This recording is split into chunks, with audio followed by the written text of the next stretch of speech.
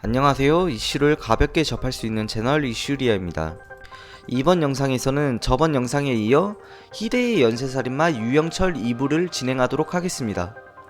혹시 1부를 못 보신 분들은 이슈리아 채널에서 시청 가능하니 참고 부탁드립니다.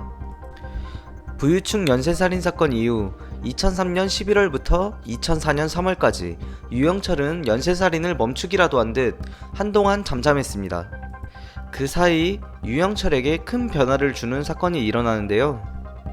2003년 11월 전화방에서 만난 여성을 좋아하게 되어 연애를 하게 되었습니다. 연인을 만나면서 생활고에 시달리던 유영철은 찜질방을 전전하며 자고 있던 손님의 사물함 열쇠를 훔쳐 절도를 시작했습니다. 그러다 신촌에 위치한 찜질방에서 위와 같은 수법으로 10만원 상당의 금품을 절도하다 유영철의 얼굴을 기억한 종업원의 신고로 경찰에게 붙잡히게 되는데요. 유영철은 경찰에 붙잡히면서 피해자에게 피해 금액의 2배인 20만원을 주겠다며 합의를 내연했지만 피해자가 이를 거부하여 경찰에 연행되었습니다. 연행 도중 유영철은 경찰의 감시가 소홀한 틈을 타 3층 건물 옥상에서 뛰어내려 도주를 시도하다 다시 붙잡히는 일도 있었다고 하네요. 소액절도지만 경찰은 조사 도중 유영철이 절도 전과와 성폭력 전과가 있는 전과자라는 사실을 알고 구속영장을 신청하였지만 범행을 극구 부인하는 데다 찜질방 종업원의 진술 말고는 증거가 없고 도난당한 금액이 적다는 이유로 영장이 기각되어 자유의 몸이 되었습니다.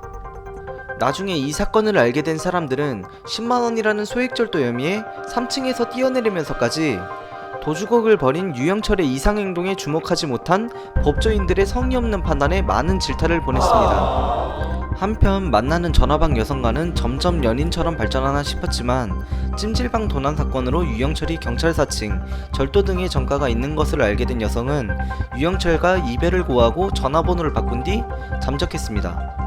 유영철은 이때 엄청난 배신감에 휩싸여 여성에 대한 분노, 특히 유흥업소에 근무하는 여성에 대한 분노가 극에 치닫기 시작했습니다. 2004년 3월 중순, 유영철은 기나긴 침묵을 깨고 5번째 연쇄살인을 저질렀습니다. 대상은 어려운 집안을 돕기 위해 시골에서 올라와 일자리를 찾던 끝에 전화방 도우미로 근무하던 24세 권모 씨인데요. 여러 번의 살인으로 점점 진화를 했던 것일까요? 유영철은 집으로 유인해 권 씨를 둔기로 내려쳐 살해 후 시신을 18조각으로 토막을 내고 신원을 알 수 없게 손가락을 모두 절단하여 비닐봉지에 담아 신촌대학 부근에 있는 야산에 안매장하였습니다. 유영철은 절도 사건 이후 경찰 행세를 하면서 노점상, 불법 오락실 등 불법적인 일을 하는 사람에게 협박을 하며 돈을 뜯어 생활비로 사용하던 도중 2004년 4월 14일 6번째 살인이 일어납니다.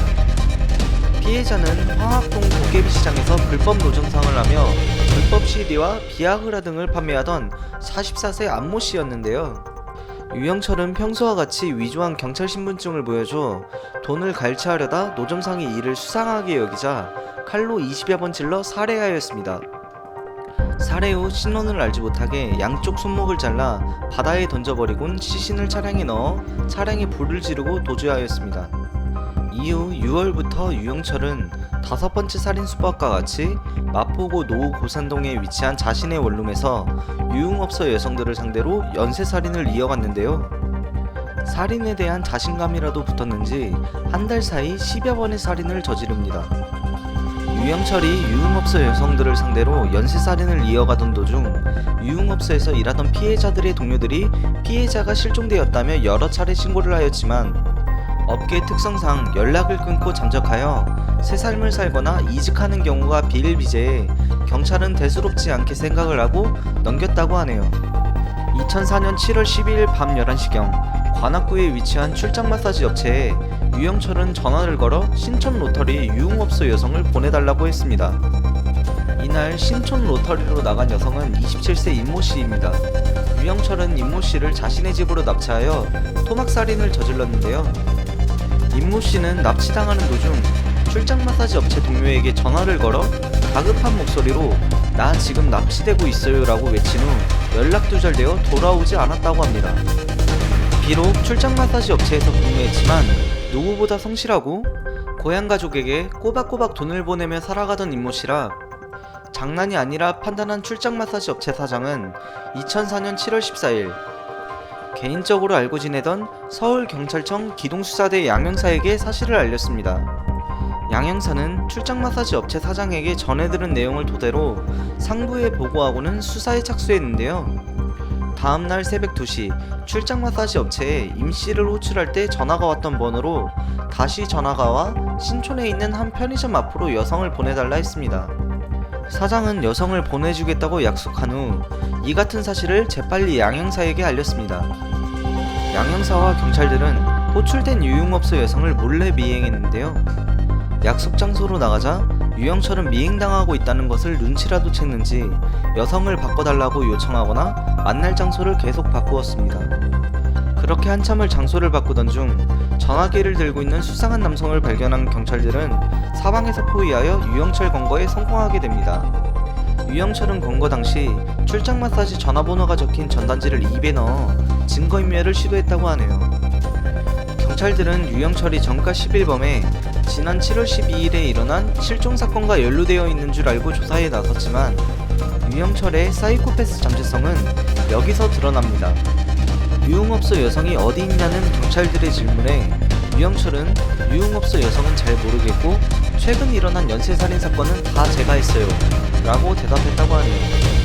유영철은 취조 도중 감시가 허술한 틈을 타 경찰서 정문으로 도주하였지만 11시간 만에 다시 체포되는 것으로 사건이 마무리됐습니다. 유영철이 과시욕이 워낙 강한 탓에 영웅담 들려주듯 어떻게 사람을 죽였는지 고해성사하는 바람에 취조에는 큰 어려움이 없었지만 취조하는 전문가도 놀랄 만큼 엄청난 잔혹성을 내재하고 있었다고 합니다. 이상으로 유영철 연쇄살인 사건 2부를 마치겠습니다. 영상이 마음에 드셨다면 좋아요와 구독 부탁드립니다.